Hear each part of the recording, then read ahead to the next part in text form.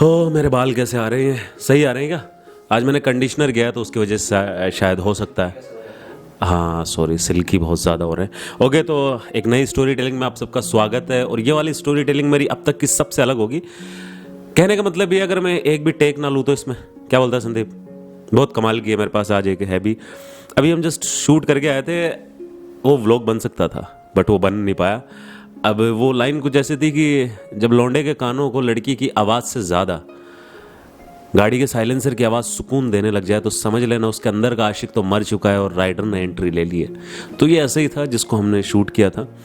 और एक बहुत कमाल का एक एटीट्यूड अंदर पनप रहा है। पनप को वही बोल सकते हैं, पनप रहा है, पैदा नहीं हो रहा लेकिन पनप रहा है वो, कि तुम उससे प्यार करना चाहती है या नफ़रत करना चाहती है वो तेरी मर्जी है, लेकिन जो भी करना चाहती है शिद्दत से करना। ये फॉर्मेलिटी वाला नहीं होता। अगर फुर्सत हो तो याद कर लेते हैं लोग मुझे, फुर्सत निकाल कर याद करना भूल गए हैं लोग मुझे। उसके पीछे रीज़न ये हो सकता है, शायद मैं इतना आम हो चुका हूँ, मैं इतना नॉर्मल हो चुका हूँ कि मैं भी तुम्हारी लाइफ के अंदर उन सब लोगों में शामिल हो चुका हूँ जो सब लोग तुम्हारी लाइफ के अंदर हैं। बस हैं, मायने नहीं रखते लेकिन है वही। ठीक वैसे ही जैसे फ़ोन के अंदर कई नंबर ऐड होते हैं लेकिन कुछ नंबर कभी डायल ही नहीं हो पाते, बस वो हैं। अब वो पता नहीं क्यों है क्यों नहीं है पता नहीं। तो आज मैं आप लोगों के सामने लेके आया हूँ। मुझे समझ नहीं आ रहा, पहली बार मैं इतना कंफ्यूज हुआ हूँ स्टोरी टेलिंग करने के अंदर कि मैं किस तरीके से इसकी शुरुआत करूँ। अंत तो खैर मुझे पता है, अंत इसका अजीबोगरीब, आई डोंट नो। लेकिन शुरुआत कैसे करूँ? एक ट्रू स्टोरी टेलिंग करने वाला हूँ तो मैं नाम थोड़े चेंज कर दूंगा। नाम मैं यहाँ वाले तो रख नहीं रहा हूँ, तो मैंने सोचा थोड़े बाहर वाले नाम कर देते हैं। जस्ट एक बार समझने की कोशिश करना। ये थोड़ा लॉन्ग वीडियो जा सकता है, मेरी अब तक का सबसे लॉन्ग वीडियो हो सकता है स्टोरी टेलिंग का। नहीं यार, मेरे ख्याल से आधे घंटे की भी मेरी स्टोरी टेलिंग, तो उससे लंबा तो शायद ही हो पाए। तो ये है कि सपोज करो एक लड़की है, इसका नाम है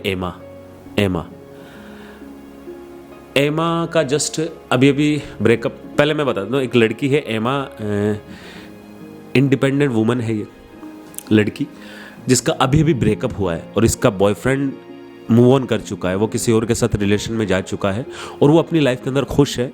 ये भी मूव ऑन करना चाहती है लेकिन कर नहीं पा रही है। ये वर्क करती है, ये थोड़ी सी डिप्रेस है, थोड़ी सी दुखी है।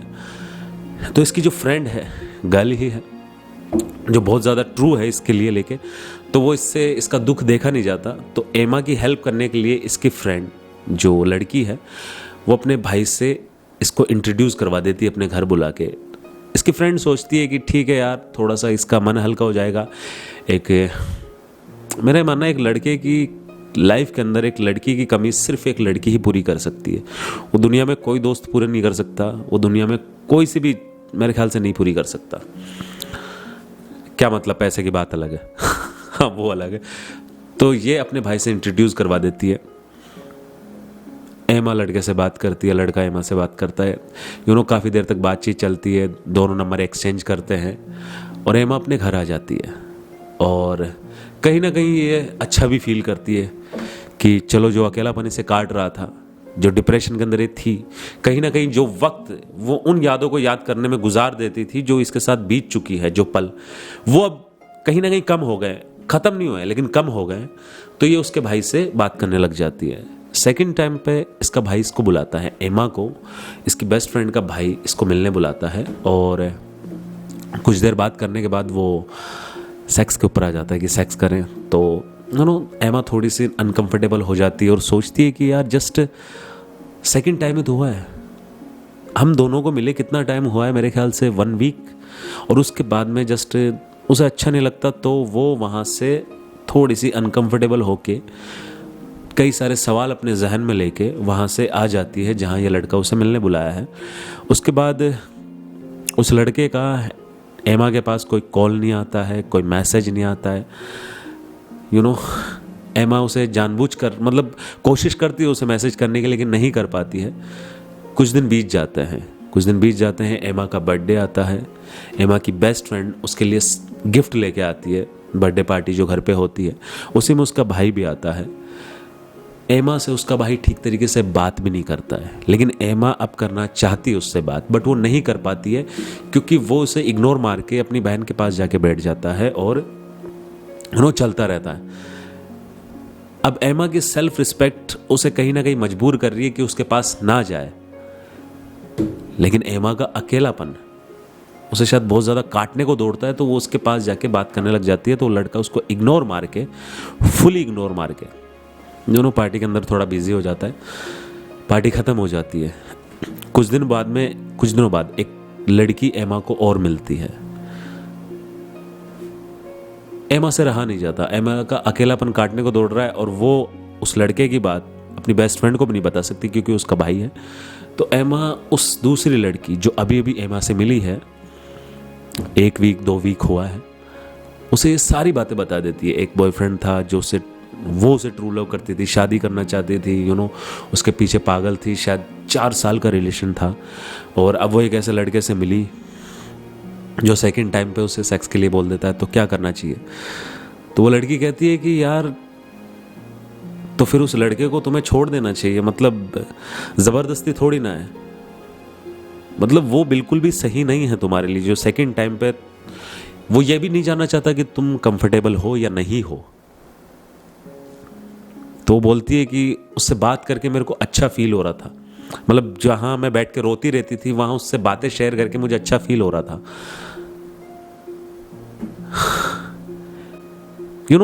बहुत सारे ऐसे शख्स हैं, बहुत सारे ऐसे एमा वाले कैरेक्टर हैं जो प्यार कर लेते हैं, जो प्यार के अंदर धोखा भी खा लेते हैं, जो मूव ऑन नहीं कर पाते, जो डरते हैं अपने अकेलेपन से, उससे दोस्ती नहीं कर पाते, वो सिर्फ सहारा ढूंढते हैं।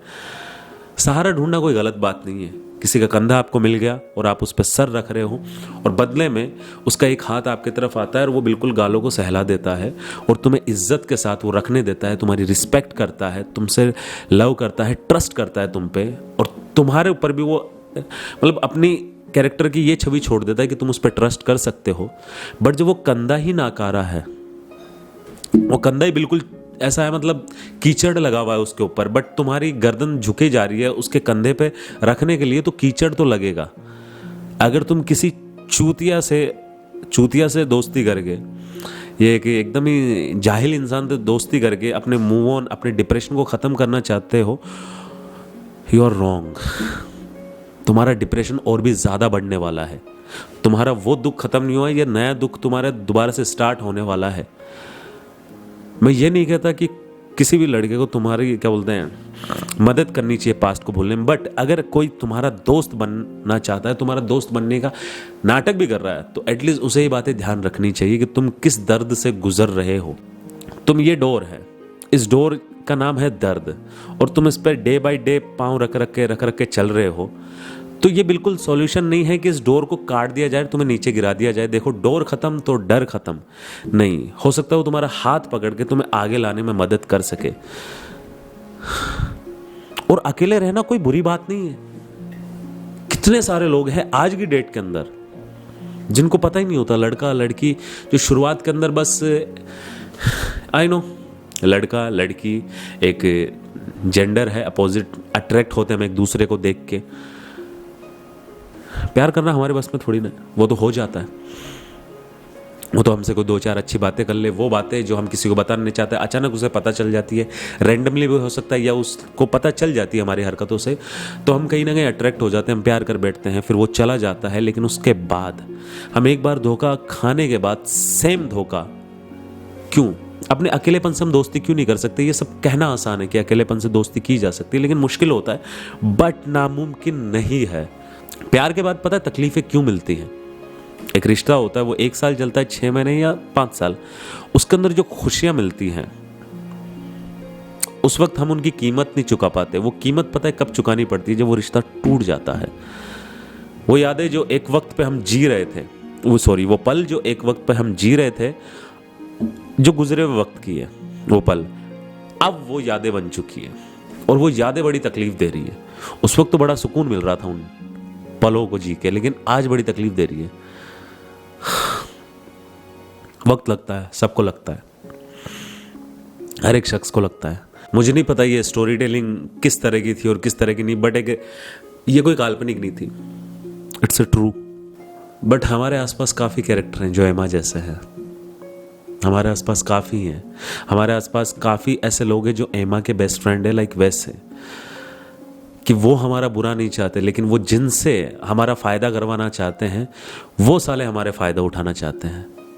और ये बात हम उन्हें भी नहीं बता सकते जो हमारे वेल विशर होते हैं कि देख तूने जिसे हमें मिलवाया था, तूने जिसे ये बताया था कि ये तेरा दर्द हल्का कर देगा, वो तो सौदेबाजी पे आ गया। और सौदेबाजी भी ऐसी कि बहुत अजीब सी।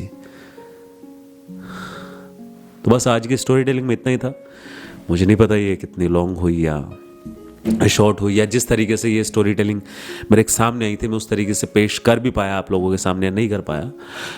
ट्रूली मुझे कुछ भी नहीं पता, बस लगा कि कह देनी चाहिए। ओके बाय, ख्याल रखना, कोशिश करना अगर आपकी ज़िंदगी में भी कोई ऐसा मोड़ आए अकेलेपन का तो उसे हैंडल करने की कोशिश करना अपने दम पे। बाय, ख्याल रखो अपना और अपनी फैमिली का, क्योंकि कोई और रखने नहीं आएगा। चलता हूँ, बाय। इनफैक्ट मैं भी नहीं आऊँगा, और अकेलापन बुरा नहीं है इतना भी, ये बहुत कम लोगों को नसीब होता है। फिनिश।